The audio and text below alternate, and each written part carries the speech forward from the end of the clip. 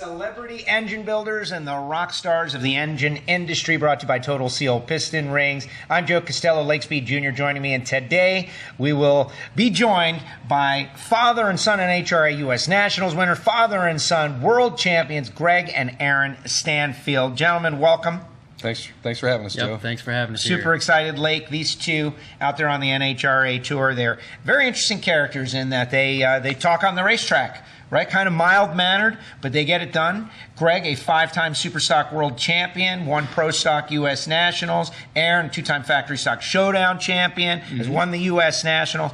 And Greg almost walked away from it all, which is the best story. Really? Aaron dragged him back in. You were done. Tell that story. Well, obviously the Pro Stock career took the toll on me, and Aaron was young and in school, and I was hoping he would get in the business world and see things, what he wanted, and he kept coming back to the shop, and it was in his blood, so he drugged me back in, and here I am.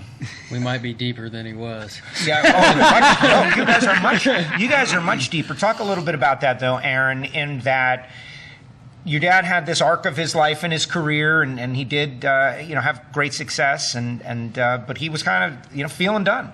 And that's right as you're coming online, and it's like, hey, Dad, no, Dad, I'm just getting here. I'm just getting to the point where I can be involved and I can drive, and you can't quit now. Yes, right around the time I was, in college, and I was like, man, I really want to do this, and that's around the time I was starting to get in the car and get to drive, and yes, it's just he's always been my hero. So he's he's grown up and he's driven them, he's built them himself, and I guess growing up in that world, it's something I've always wanted to do. So we had the perfect opportunity to do it. We had to buy some equipment back and kind of get back in the engine building business, but it's been great. Yeah, in the immortal words of Godfather 3, like just when I thought I was out, they pull me back in. They pulled you right back in. I can say, as going racing with my dad has been the best thing. It is so cool. Working on things, making some more horsepower, getting tuned up to the racetrack, and go out there, winning some races with your dad. That's good stuff. It's great. As I've gotten older, we favor each other. We work really well together. So yeah. He's hard on me. Well, it's the thing that you don't have to ask. You don't have to think, right? It's like me and Dad can go to the racetrack. We can work on something, and we don't even talk that much because you just intuitively know what he wants, where he needs to go. It's seamless, right? So I'm sure that makes it really is. It truly, really is. Yeah, he just lets me know when I'm off. Back in, so.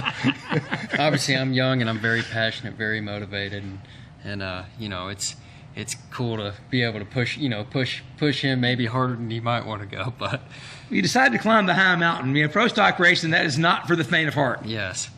Well, so what's interesting is that these two are some of the busiest people at any given weekend at an NHRA national event, certain ones. Aaron's Pro Stock career just getting started, of course, drives for Elite Motorsports, but he is a driver in that situation, running for a team, but at the same time and at the same races, they have got their client cars, and he drives in Factory Stock Showdown, which means he's driving in 2 categories. He's tuning multiple client cars. Your dad might be running Super Stock at the same time. There have been times at the track where they have been literally cars on track every other session. Like, these cars to the lanes, Stanfields are up. Next group, Stanfields are up. Like, that's got to be very challenging to manage. In our roundtable yesterday, just thinking about engine assembly, you can't be distracted. And there are a lot of distractions at the racetrack. How do you manage all of those different things? Clients, categories, different rules, different leaving on the starting line sometimes when you run top dragster. There's just a lot going on, and you seem to manage it so well.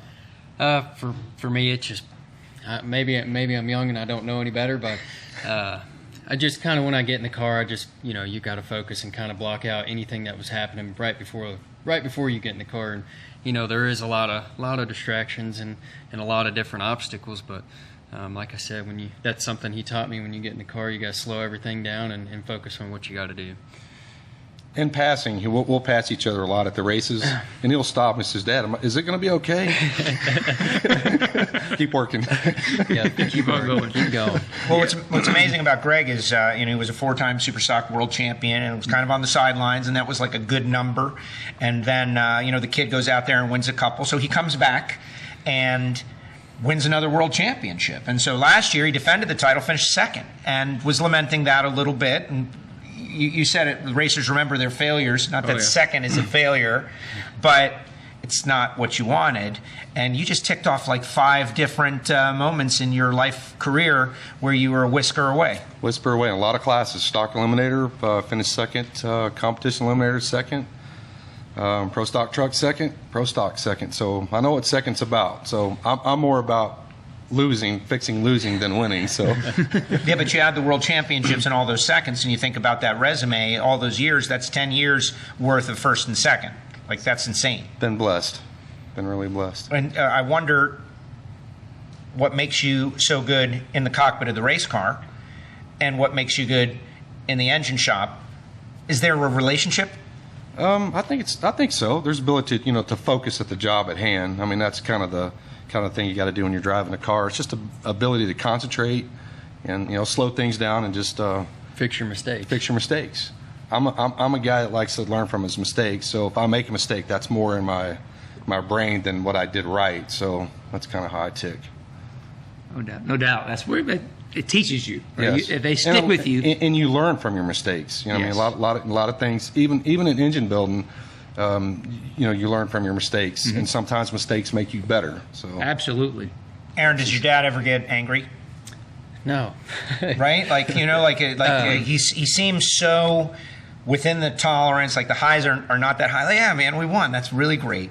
And we lost, man. We got to fix that next time. It's kind of a bummer. I guess that's kind of both of us. People, I've won races, and they're like, "Man, you don't seem excited." I don't know. We're just very even keel. That's what I told him. I said, "Aaron, there's so many peaks and valleys in motorsports, and you got to learn to take the valleys with the peaks. So you just want to just be like this, just straight, just keep yourself even. That way, the highs aren't too high and the lows aren't too low." Bingo. That's it. And that happens in engine building. There's a lot of times when you build an engine, and I can speak for everybody that builds engines. You build this engine, think it's the best that you could put together. You put it on the dyno, and it's not what you want. So it's just a matter of picking it apart, seeing what's wrong. Just don't peak too high, peak too low. Interesting. So Stanfield Racing Engines has been on the forefront of a category that's not new anymore, but is greatly appreciated, which was factory stock Showdown. FlexJet's coming on board as the sponsor this year, and Aaron has won a couple of championships. They've got a ton of clients, and this is supercharged factory part small blocks in 3,500-pound cars on a 9-inch wide tire with an automatic transmission. You guys saw that, and when that category was introduced, like a laser went all in on that with development. What was it about that category, about the concept, that got you so excited and you decided to go all in? For starters, we've had a lot of great people around us, and Stephen Bell really pushed us to wanting to get into that class. But what we saw is my generation, they know what a Coyote engine is, they know what an LS engine is. So for me, it's a lot more relatable than a lot of other things, and I think it's just that relatability. You know what I mean?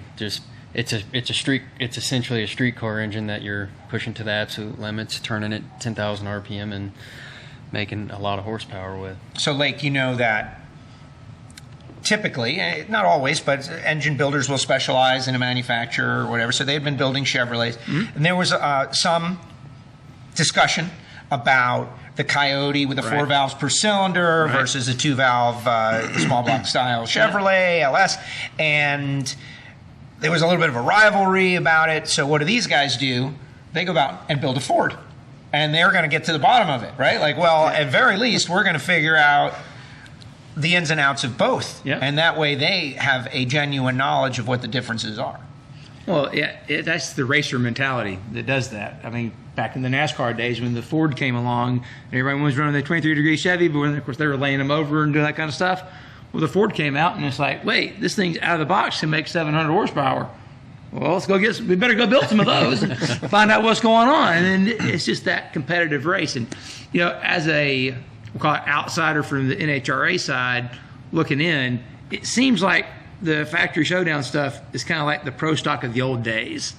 Absolutely, absolutely. Factory parts. Yeah. Basically is what you're working with. And you've got these big rivalries, right? Yes. It's you guys, the Fords, the Bartons, Chevys, yes. and all that, and y'all are just duking it out, you know. And it's everyone just keeps. It's good competition. Oh Very yeah, good competition. And there's ego involved. There's no ego involved in drag racing. I see the ego involved. Well, and so this year was supposed to be last year, but sometimes things take a little bit longer.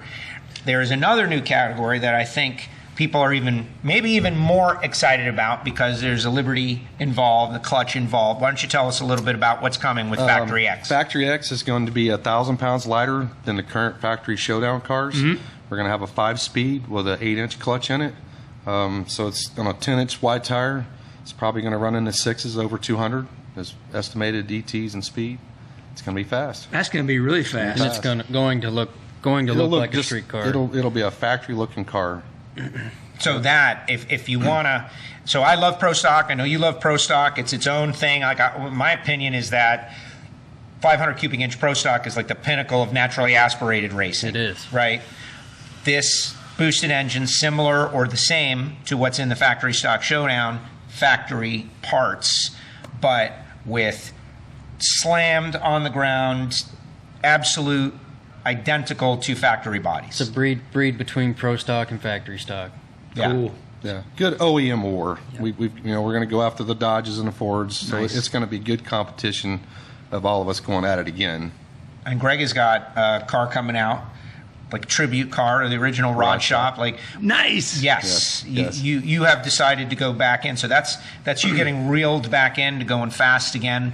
Talk a little bit about the category, the development. I know everybody is excited. If you're not knowledgeable out there, this is something you're going to want to see. There's going to be some exhibition runs early in the season. Cars are just being built. Okay. There was some time spent with the rules package. Like, what are we going to allow? We're going to allow carbon fiber bodies. We don't know.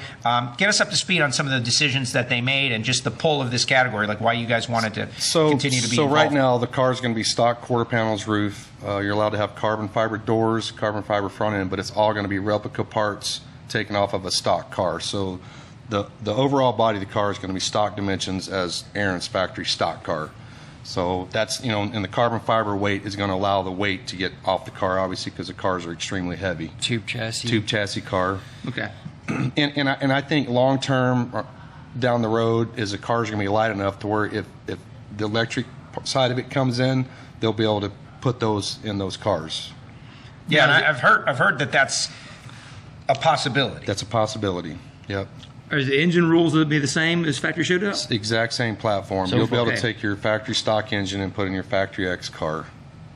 That's exciting. Yes. This is really cool. So Gainesville will be exhibition, or is that actual? Exhibition is going to be at Charlotte and Bristol Charlotte next and year, Bristol. and the first race I think is at Norwalk, 6-race series. Okay. So with the championship, I'm assuming they're going to have next year's what they're saying. So All right. Bristol, another reason to come to Bristol. All right. So the Charlotte Spring. Charlotte Spring. both And then Charlottes. okay, actually. okay, They'll all be in both Charlottes. Yep, I think we race. That's good for me.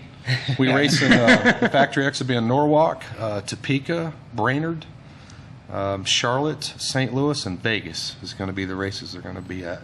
Super exciting. So, Aaron, you run Pro Stock, and that is so intense. I want to talk to you a little bit about your upcoming season. But as a driver engine builder, you're excited by Factory Showdown, you're excited by Factory X, you're excited by Pro Stock. There are people who are like, well, Factory X should become the new Pro Stock and get rid of the old Pro Stock and just have one thing. No. I don't want that. I love it all. I think we've got the room, the space. It's different. They're all different, unique aspects to it. Can you kind of explain the range? It's a spectrum of different cars, but they're all cool. Why are they cool? Why do you like them? There's a reason why pro stock ended up, where it's at today. So I think it would be wrong to take away that development over a long period of time. But I don't think either will replace each other or compete against each other. If you know what I mean. I think they'll probably like to remain. run There needs to be a place for all out. I'd like to run Go against you. for it NA engines, right? That's the cool thing about Pro Stock. I mean, it's natural. all out, naturally aspirated. Go for it. Yes. I mean, I think probably everybody would say Yes. you'd almost rather have less rules on the engine, so you could do more. But we know That's it pro stock. costs a lot more. That's pro stock. You can't take that away from pro stock. I mean, that's the DNA yes, of it, right? Yes, is just yes, go fast. This is more of a factory side of racing, so you can't. It's I think they're very different. yeah, very very different categories, and I think this will bring new blood into our sport. New racers, new engine builders. Just more people into our sport of growing it. And you've seen that already. Yes, and that's what we need. We need more people, building engines, into the new class. So. The Camaro, the Dodge Challenger, and the Mustang. If you think about how many you see, they're all sexy cars, whatever you like. Like they kind of brought the muscle car era back. Yeah. Like those three cars in particular. I know there are a lot of people that enjoy imports as well, and that's great. But in this particular scenario, but I don't know if you heard Greg say, I'd like to run against Aaron, right? Like their Factory X is where that can happen. Take a little weight out. Maybe I can be as fast as him. Yeah, or feed him a big meal or something. We might do that one day. What about it, Aaron? Running against your dad? Like that's something that I don't think it's happened, right? It's happened in sportsman ranks, but never never in a heads-up category. I think it would be pretty cool. Pretty cool to be able to share that with him. I showed him our pro stock license on the way here. Yeah, he never know. Still got it. You never know, Joe. Still got it. You never know. What is that? Is that some sort of a tease? Did we just know. break some news right now? I would love to see that, Greg. You know that. Greg's the first guy I ever put a WFO sticker on his Pro Stocker back. Was a big supporter of my podcast. Like early on, was there when they won the U.S. Nationals. Just amazing stuff, and to see him go through his career arc and long retirement, and then come back. Got my eyes fixed. Short retirement. Never know. That's it. Well, I remember in the early days of the Joe Gibbs oil, right, the driven stuff, when CV products, we had to put duct tape over the labels, right? Because we weren't an official NHRA sponsor, but CV products was our distributor. So we would take the 5-gallon pails of XP0, which was the Go Fast stuff back in the day. We put black duct tape over it and then go and deliver it, And he was like, heating that stuff up. You got like 200 degrees on the oil temperature. It's like, okay, that's awesome. It was fun stuff. That was my introduction to pro stock. It was in the early days of the oil stuff, and me and Mark would go to the racetrack. Remember, talking to Grumpy and everything. It was awesome. Yeah. Yep. Grump. Wow. So Jason was in yesterday, and we talked about pro stock, and he didn't like even the rules that they have now. 10.5 rev limiter. Like he wants nothing. He wants full development. He wants Formula One of a naturally aspirated engine and pro stock on a quarter mile. It's pretty much what he wants. And when I raced pro stock, that's what it was. Yeah. That's what it was. And if you thought of an idea and you were creative enough and you could make that idea come a reality, then you're rewarded for your work. Yep. And that's what pro stock was. And I understand having to put rules on it to try to keep a harness on it. Money to where things don't get out of control. To where if this team's got a $10 million budget and this team like myself doesn't have that kind of budget, where it'll be a runaway train. So sometimes you do have to pull that lease back. Well, then people lose interest, right? Like the $10 million budget, they're winning 5 years, 6 years in a row because they've got unobtainium. Yep. Then the people kind of walk away, and that is what happened. Meanwhile, this year we had one of the most exciting years of Camping World Series Pro Stock ever. You had a great year. Talk a little bit about it. We did. It was really tight racing all year long. Erica handed it to me a few times, more than a few, but you got some licks in there. Yeah, we've got some licks in there, but it was a really good year. We were, I finished third in all three categories I raced, so not exactly what we were shooting for, but still a good year. But pro stock, being able to, my first goal in getting in the car was I want to win a pro stock race, and it's quickly turned into. We can compete for championships, and I'm thankful for the opportunity to be in that position. So, driving a pro stock car, often described, certainly in drag racing, as one of the more difficult challenges to do well, because there's so much going on, and the driver can certainly ruin the run, and also reaction time is so important. Just talk a little bit about driving the car and how challenging it is. There are people out there who, they see mid 6-second ETs and, there's no fire and flames coming at them. They're not going 330 miles per hour. But as far as like a skillful driver exercise, I don't think there's anything more challenging. It's as far as I've gotten to drive a few different kinds of cars now, and it's definitely been the one that's kicked my butt the most. And yes, a driver can screw up a run in a heartbeat. That damn rev limiter, right? Yes, that rev limiter. See, if you didn't, I see. That's why Jason wanted it gone, right? It's not about engine development. That's why I retired.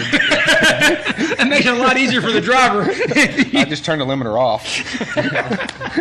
Well, if you tag the rev limiter, you're not done because maybe the other guy is tagging it too, but it's going to hurt the run. Yes, for sure hurts the run. It's a science. I mean, there's so many things that people don't see. You know, I'm sure you could talk to Erica and she could let you know how much of a robot you have to be perfect every single time. How many times you're putting the clutch on, how long you're putting the clutch on when you're doing your burnout, backing up, staging. You know how you're putting heat in the clutch affects the run, and obviously the shifting is its own science in its own, trying to get in the rhythm, and you have a very small window for it to run good. So you want to keep it off the limiter, but you don't want to shift it. You want to take advantage of every RPM you can.